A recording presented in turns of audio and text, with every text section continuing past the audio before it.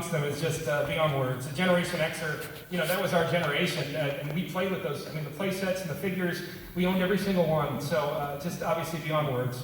I had a report card go home when I was about 10 years old that said Brian's obsession with Star Wars will lead him nowhere and he should concentrate on his academic studies. Sounds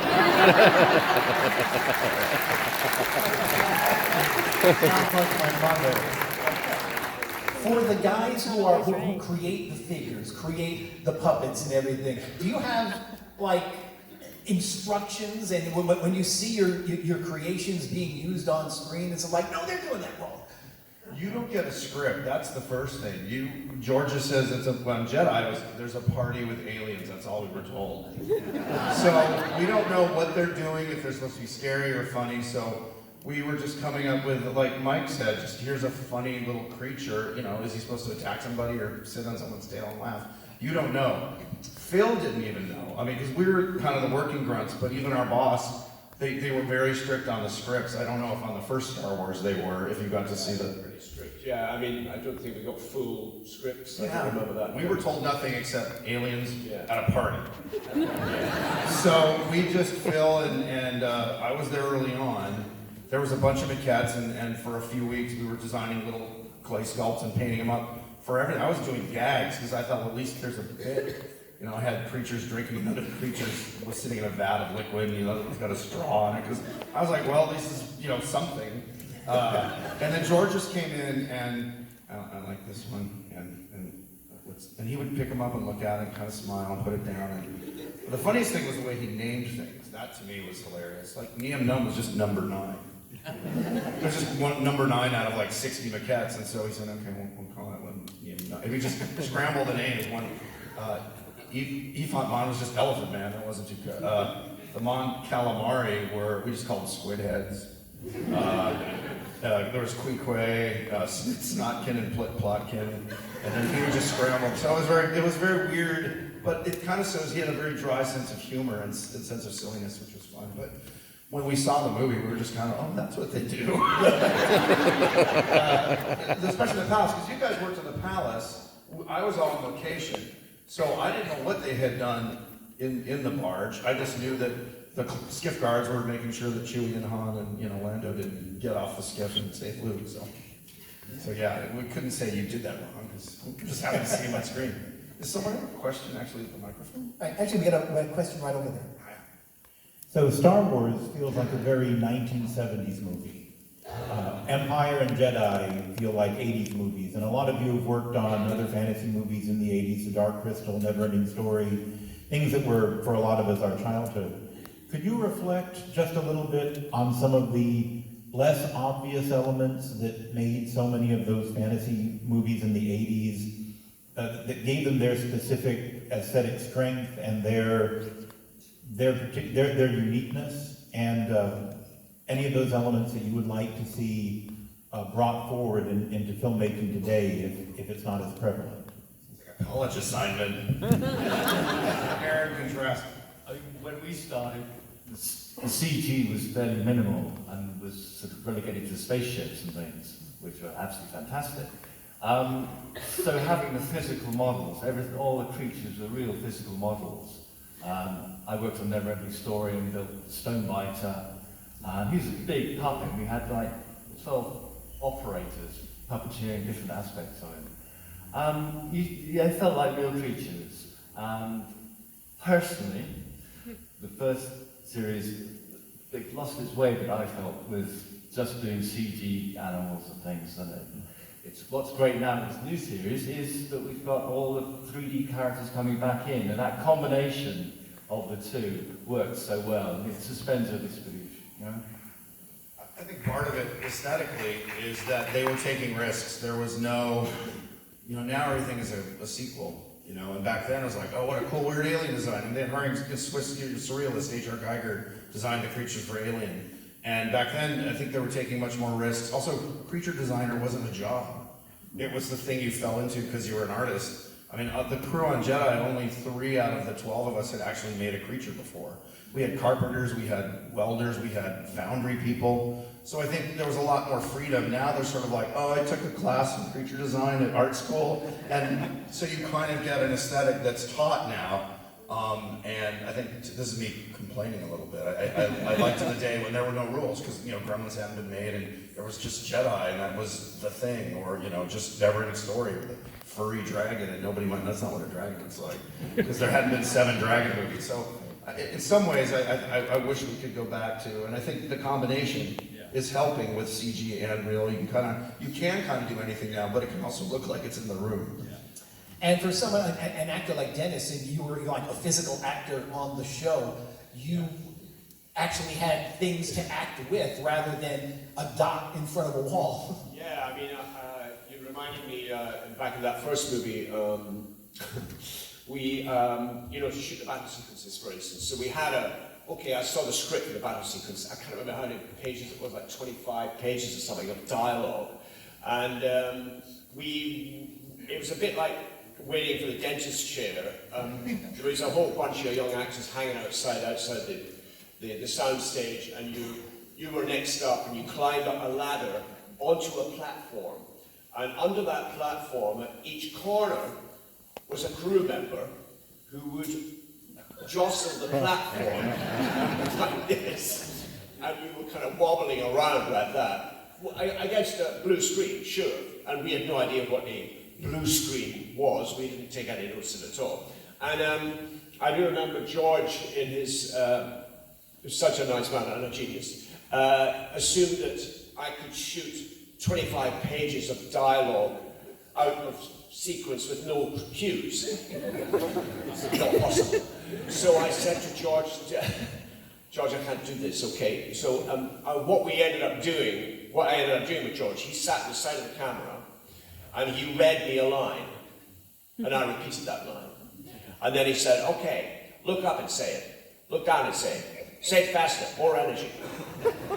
Oh wow, look second. So he gave me, so we worked through that sequence with George saying my lines, me repeating them, and him shouting at me to try them different ways. So it was very fresh, you know what I mean? And, it was very funny, and but basic stuff, you know, with the guys underneath jostling you around. It was great fun, you know. It was great. Broke all the rules they taught you in film school. Yeah, Don't give your actor line readings. Okay, do we have a question over here? Hi, this is for Dennis. Did Disney contact you, or did you contact Disney for The Rise of Skywalker? And were you excited to reprise the role of Wedge? Yeah, it's a very nice story, actually. This is very unusual. Last year, I got an email out of the blue from J.J. Abrams. I don't know J.J. Abrams, never met the guy. I admire him hugely. And I went, I don't know what the American expression for a wind-up is. It's a very British thing. This is what somebody's taking a piss. I thought, come on, J.J., no. So anyway, I rang my acting agent and said, is this J.J. Abrams? I don't think it is. So he checked it out. He said, no, it's the guy. I went, okay. So anyway, I got back to J.J. and he was fantastic. And so he actually wanted me to do 4 or 5 days on that movie. And I was very busy last year. I was acting in a play and then immediately directing a play, like a week after that. And so I said to JJ, look, here's my schedule, this is what I'm doing, I'm not free till then. And he came back to me and said, I don't think we can do this. And I went back to him and said, yes, we can. Come on, JJ. So he was great, but the reason that the appearance is actually so brief is that we only managed to carve out 1 day between my schedule and their schedule.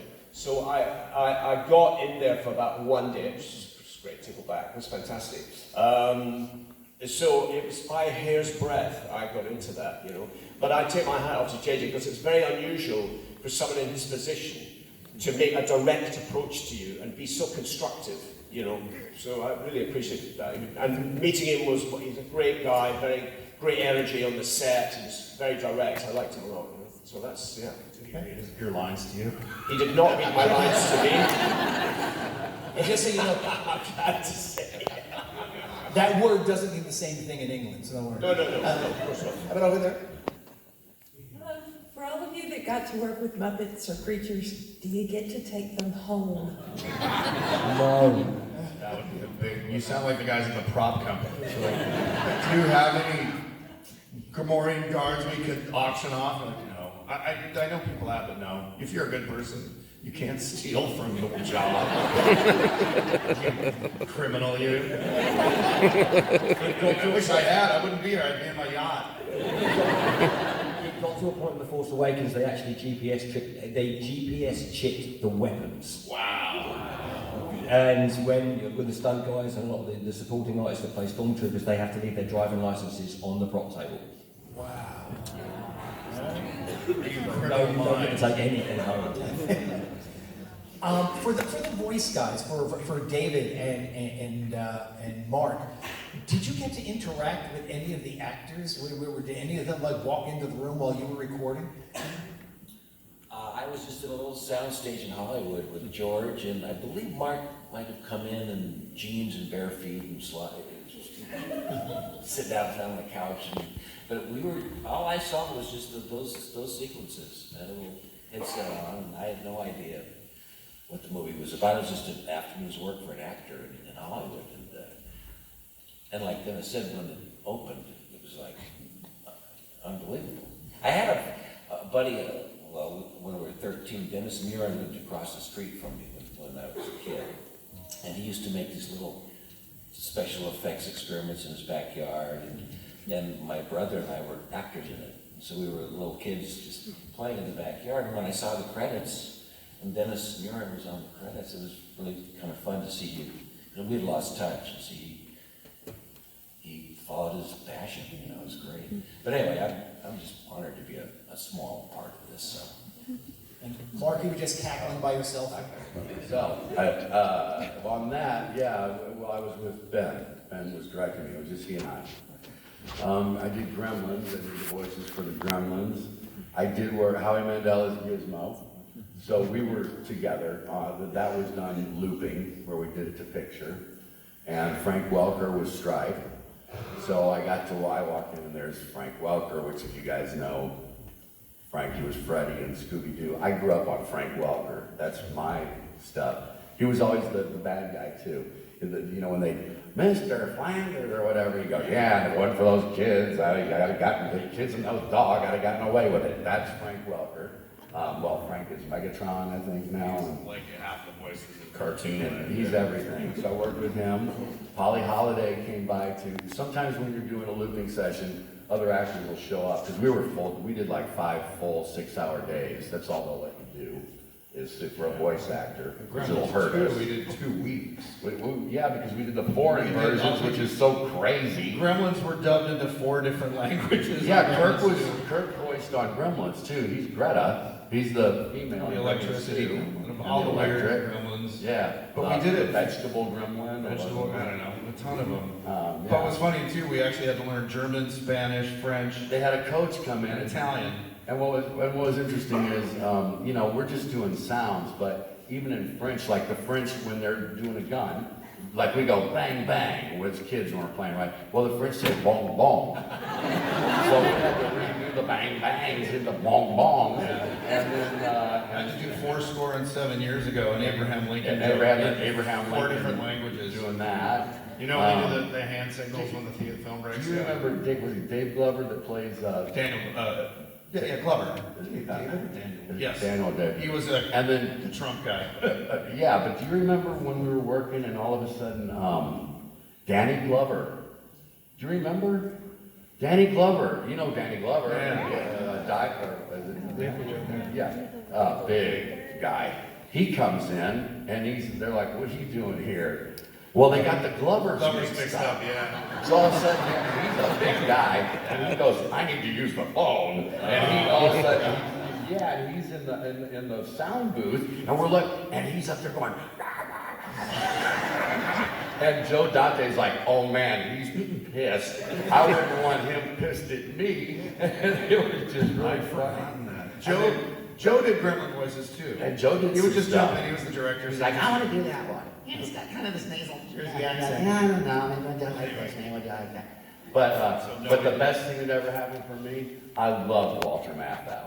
And I was going to audition for a part at Walter Matthau in Survivors, a movie that was Matthau. And I get over there, I don't even know he's gonna be there.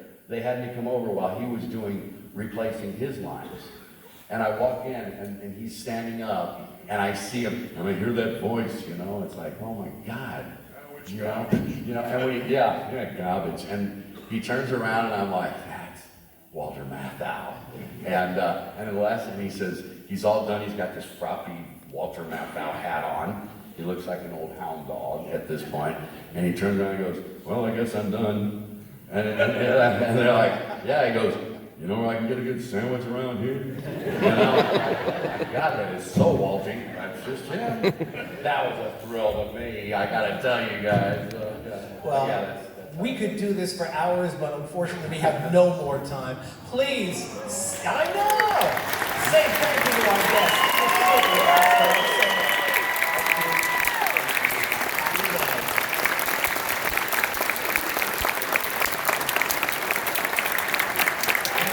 You can find them all over the celeb room if you want to meet them in person, get an autograph, get a selfie, just go on back up to the base center and meet them. Thanks so much, guys. Next one coming up soon.